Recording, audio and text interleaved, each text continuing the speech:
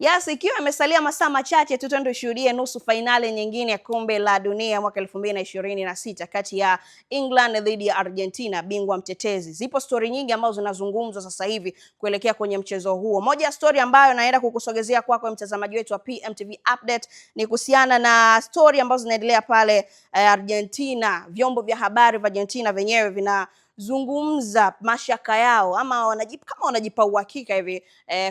kuelekea kwa mchezaji wa England Jude Bellingham ambaye tetesi zinazungumzwa pengine tutegemee akakosekana kwenye mchezo huu wa leo dhidi ya Argentina, na hii inaenda kuonesha kwamba wao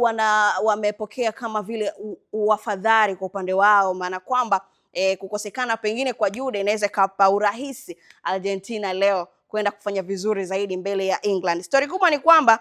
stories zilianza mara baada ya video zilizosambaa zimemuonesha Bellingham akishika bega lake la kushoto huku akionyesha kuumia baada ya ushindi dhidi ya Norway. Tunakumbuka ni video ambayo ilizunguka sana kwenye mitandao ya kijamii, lakini hata hivyo taarifa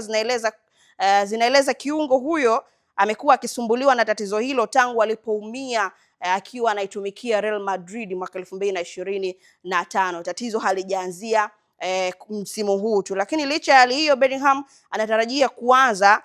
na dhidi ya Argentina, na akiwa tayari mpaka sasa hivi tunafahamu takwimu zake mabao 6 ambayo ametupia mpaka sasa hivi. Hizo ni taarifa ambazo pia upande wa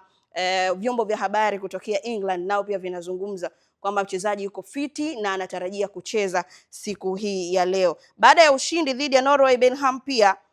inasemekana sasa kwa upande wa vyombo vya habari vya Argentina, sababu yao nyingine ambayo wao wanahusisha pengine Bellingham akakosekana ni ile kama kulionekana kutokuelewana baina yake yeye na kocha wa England Thomas, ambaye wameonekana kama vile timu akuridhishwa nayo namna ambavyo imekuwa ikicheza, na huyu amekuwa mmoja kati ya wachezaji muhimu sana kwenye kikosi cha England kutokana na kiwango chake ambacho amekuwa akionyesha kwenye michezo alocheza hadi sasa. Na kama ambavyo nimeweza kukujuza, tunafahamu England itavaana na Argentina kwenye mchezo mkali huo wa nusu finali leo baada ya jana Ufaransa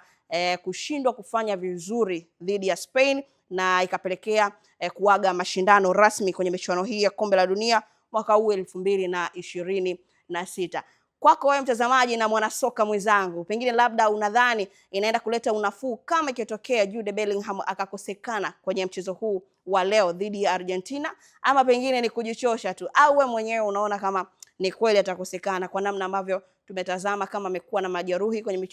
mchezo ulioisha dhidi ya Norway? Ama wewe